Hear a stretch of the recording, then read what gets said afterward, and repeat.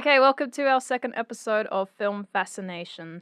Today we will be talking about a movie that's come out recently, an Australian film called Breath. My name is Nick, and I'm joined by Jacob. Jacob, say hi. Hello. How are you? Fantastic. I'm good. Thanks for asking. The audience can't talk back, but Exactly. we'll just assume they're good. So, you saw Breath this morning, I did. which is good, because then it's fresh in your mind. I saw it like last Thursday, so it's starting to fade out of my head a little bit. So I'm Yeah. hoping you can refresh my mind about all the things that I've since forgotten. Let me just say, you may not believe this, dear listener, but as an Australian, I love seeing Australian films like this being made, and I think everyone should go see it to go support the industry. That being said, the first half I thought was really, really good. When it focused on them surfing and starting to surf, I was like, wow, this is really good. Like, I actually understand why people surf and why they love it so much. And then, spoiler alert, the second half just kind of like fell apart with me because this like 13-and-a-half-year-old kid starts an affair with an adult woman. And it's kind of like, where did that come from? And then all of a sudden she's like, hey, 13-year-old boy, come put a plastic bag on my head. And then you're like, wait, what? Yeah, it is a strange film. I was sort of half excited and half not excited to see it because I'm like, cool, a new Australian film that seems to look pretty and is about Australian stuff and has Australian characters, but at the same time, I'm like, it's about surfing and it looks like too gratuitously Australian, and that didn't interest me too much. But I was still excited to see it because, like you, I'm Australian. I like seeing Australian films. I was worried that it was going to suffer from what a lot of Australian films do, in which it'll look really pretty, it'll be really well made, and the story will suffer. Yeah. And unfortunately, it did live up to that expectation of a wonderfully made film. It looks beautiful, feels beautiful, it's wonderfully directed, but the story falls flat to me. Simon Baker did an excellent job in his debut, I think, and I can't wait to see what his next project will be. Also, Richard Roxburgh was in it, and I absolutely love that guy. He's a national treasure. I think he's great. He's wonderful, except in this film, I think the first couple scenes he was in, it looks like he was acting, and then later on, he looks like it was a character. So he really stood out like a bloody sore thumb in like a particular scene. Yeah, that's true. He just looks like it was him playing a dad rather than an actual character in the thing. He stood out too much in a bit. So because he wasn't really in the film, he was kind of like, "Hey mate, let's go fishing," and he's like, "Nah, dad, surfing." Yeah, that's one of the problems I have is the characters and how the characters all work together in this world. Yeah, what was the name again? Looney, his friend. Yeah, Loopy. He was a bit strange. Like, I liked him, but also like I know people just like him, but at the same time there was just something quite indescribable about the way he was. It's so weird. It's oxymoron. Like, he seems real, but at the same time he doesn't seem real. Yeah, that's this movie sort of in a nutshell. It makes no sense, but it's hard to describe because, like you, I really did enjoy the first half of it. I thought it was nice and pulled back really well restrained, really slow. Really like it was restrained. building to something like really, well, not even massive, but something that was subtle but very satisfying, impactful. And I think I started to put my finger on it in the second half of the film as well. There was very little conflict in this film. The only real conflict was like surfing and a bit of the parent stuff, and in the second half it was the affair with the woman, but there weren't really any stakes. There wasn't any like tension or things happening, and there really needed to be more happening. The characters didn't have goals, just basic like, storytelling stuff that they needed to use more of, especially in the second half of the film where it fell super flat. See, the thing is, this is going to sound a little bit nonsensical and a bit controversial, but for me, if I go into a film and I recognize that storytelling isn't at the forefront, I'm actually okay with it. Like I love Terrence Malick and his films, but you can tell that storytelling isn't really at the forefront of those films. There's just more of an exploration of certain themes and whatnot. So for me, a film having a lack of conflict, especially one such as Breath, it wasn't a big deal to me, but it just kind of, all of a sudden it sort of changed course, and there was this potential of conflict in the second half with the affair with Sando's wife. And then it didn't really amount to anything at the end because he's just like, oh, I'm going to be a dad, have my surfboard. Okay, bye. Pretty much. That's another way to summarize this movie. Like, there's a lot of stuff that doesn't amount to anything. Yeah. There's all these things being set up and all this stuff happening, and nothing really happens. And I'm happy with films that are laid back, that don't have heaps of conflict and heaps of shit going on. I like a nice subdued film, but this was too subdued. It really felt like they were trying to focus too much on the lead character, Pikelet, and his inner journey of overcoming this, like, fear of the ocean and becoming a man and growing up, and it didn't really go anywhere. It didn't go enough into that. It didn't... See, I liked it, though, because it wasn't, like, angsty or anything. There was no, like, high stakes in this because, you know, it's sort of recognized that, hey, this is just a turning point in his life, but everyone goes through it, and it's kind of like, you know, it actually is not really that much of a big deal. It's just a natural part of life. You know what I mean? Yeah, it's riding that line for me of subdued, nice film that isn't over the top, and it kept crossing that line throughout the film. Things felt a bit awkward in it. One thing that felt really out of place is at the end, spoiler alert again. At the end, he's like, yeah, Loopy died. He was shot in the back of the head in a drug deal. And then It's unnecessary. No, it just came out of nowhere. And then there's like a pan over the dead body, like, you know, face down in the waves. And I'm like, whoa. That was dumb. Like, I get that this was based on a Tim Winton novel. Now, I've never read any of his books. Neither have I, but now I want to. This movie makes me want to read it. Because I didn't realize it was based on a book until the credits rolled and I was there with my partner and he was like, oh, I see. It was based on a Tim Winton novel. And we were talking about it afterwards because he's read a fair few. He hasn't read Breath, but he did say that it was a it was a Tim Winton novel movie that he read. He's like, this is a perfect adaptation of that, even though he hadn't read the exact book. Yeah. And this movie does seem like a book that is being translated into a movie without realizing that it needs to be a standalone film and elements from the novel needed to be... Like, I haven't read it, but this is just what I'm seeing from the film, knowing that it's based on the book. It doesn't feel like it was adapted. It's funny because Tim Winton adapted it himself with Simon Baker and a third person whose name escapes me. But it's funny because the movie that I found myself comparing Breath to was Jasper Jones. Did you see that movie? When did that come out? Like last year or the year before? It was another Australian movie adapting an Australian novel, and I hadn't read the novel. I'm sure I heard mention of it, but Australian movies just slip under the radar. They certainly do, which is a real shame. But it's funny because Jasper Jones, apparently the book is compared as Australia's To Kill a Mockingbird. So anyway, I do want to read Breath because I kind of have a feeling that maybe I'm not too sure. And then we have the second half that you're mentioning where there's the affair with a woman. That seems like something that would really be super impactful in a novel. Yeah. That gets into because from what I can tell, the novel's written in first person, hence the narration. Yeah. First person novel would really get into the mindset of this character, whereas when you put it on a film, it's difficult to translate that properly. Yeah. I think that's one of the biggest point for me where they just sort of, it becomes unfocused in the second half. It becomes very unfocused, and it feels as well that things are happening just for the sake of it, and there's no cause and effect structure of this film. It stood out to me a lot that things were just happening. There wasn't like this happens, so then this happens, and then this happens as an effect of that. It just didn't have that momentum going. It needed to have something else in there like that. I could be right or I could be wrong in this assumption, but I also have a feeling that maybe the transition between the two halves of the story is done a lot better in the book for some odd reason. I just imagine it. For me, it just felt so sudden and it was just kind of like out of left field. Like I kind of had a feeling from the camera work and stuff that it was like, oh, there's definitely some sort of sexual tension between the two. But I wasn't imagining it to be just so easily explored and so suddenly, if that makes sense. Yeah, like this movie just felt, it wasn't playing with your expectations. It was just sort of like, this happens, and then this happens, and then this happens, and then this happens. Like, a big problem for me was that the surfer dude, Simon Baker, and then the loony character, they just get put on a bus so that the main character can do plot without having the problem of them being around. It almost felt like, oh, but if Simon Baker's character is around, then it will cause conflict and it will be too much. So we have to get him and Looning away so we can focus on Pikelet's relationship with the older woman. And then conveniently later on, after the pregnancy, oh, look, they come back and now there's a conflict. It was really interesting as well because you can tell that Pikelet and Sando were like bonding really well. It was like a father-son type of relationship. You could tell they were forging deep ties with one another.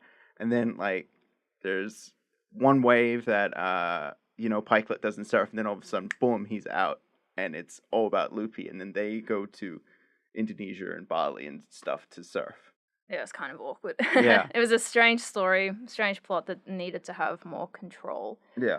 It's like just still kind of like the moment where the wife just pulls out a plastic bag and it's just like, hey, you know, just autoerotic asphyxiation. Yeah, autoerotic asphyxiation. I would just say strangle me with a plastic bag. It's like, where did that come from? It is strange, but it's funny is at that point in the film, I had cottoned on to the whole nothing's gonna happen. Yeah. There's no consequences in this film, so I just kept imagining like the most left field thing that can possibly happen in the scene. Like and I was she gets killed? Like she's gonna like take out a fucking axe and try and kill this guy, or she's gonna take out some heroin out of her bag and they're gonna shoot up and become junkies together. Yeah. Because I just knew that nothing was gonna happen, and I was like, please kill her, please have something happen, please go get injured in a surfing wave thing, please something.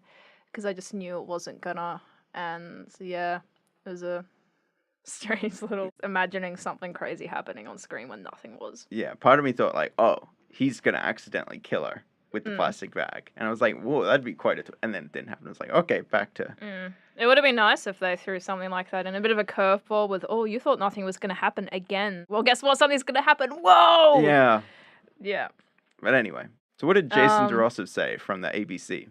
He pretty much said what we did, except a lot more eloquently. Yeah, because he's written down, and he's better than us. Yeah, he's a professional reviewer. From but the yeah, ABC. he said a lot of similar stuff, like there's a big lost in translation issue from novel to screen, particularly delving into the characters' minds, the psychological development of these characters.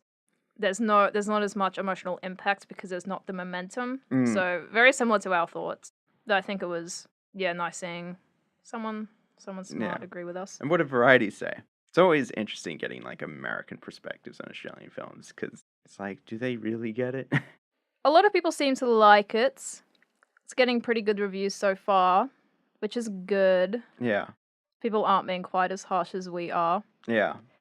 I definitely feel like I love Australian film, but I definitely feel that sometimes critics are a little bit not as critical because they don't want to harm something they support, you know what I mean? And in some sense that's a good point. In some sense that does make sense and I understand why, but at the same time, like, you know, maybe if we were a bit more harsher and a bit more critical, we would get better films. Yeah. Because, you know, that's the thing about, like, the US, because they have movies coming out every day. Like, Australia makes a lot of really shitty films. Yeah. And there's a few good ones in there. And I'm not going to say that every single film that comes out of Australia is great, because it's not. And if we keep saying that, then we're never going to get better. Yeah. Although, we have to say, if you're an Australian filmmaker, no joke, like, keep doing what you're doing. I want you to be the best you can be. You know, we're not saying this to try and like bring you down. Like we're not, what's the term? You know, people. Assholes? No. It's like cutting off the tallest poppy in the field. What's the term? Gardeners. No, I remember my teacher told me, it's like, I can't remember what. We're not trying to bring you down. We're not trying to make you feel less. We're just saying, you know, we want you to go as far as you can. If we hold back, then you won't reach that potential. If that makes sense. All of those amazing industry professionals who are watching our film reviews on YouTube. Yeah, and listening. Like, it's not personal. We genuinely want you to succeed. Like when I make films, I know they're not good, and I appreciate the really harsh feedback. It's important that we criticize Australian films as much as we do elevate them. Yeah, American films. Yeah, for sure. Like, because they're just films in the end. Some other people are saying that the target audience is also confusing.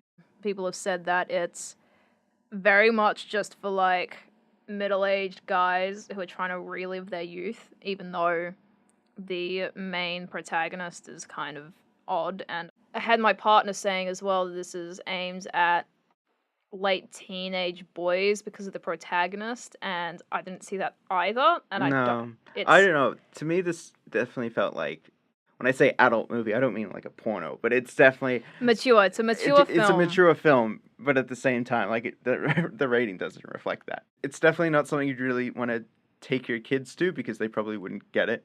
Nah, it's weird. I mean, there's pedophilia in the film. Yeah. Like, It's creepy and gross. Yeah. I mean, you can put whatever the fuck you want in the film if it serves a purpose. It doesn't Yeah. really serve a purpose in this film except for one. It's jammed in there and it doesn't have enough development. And Just like the plastic bag that's jammed over her head. Yes, just like that. It's just sort of in you go. Yeah. It's in there for plot purposes. It's in there for development purposes, and it doesn't feel real.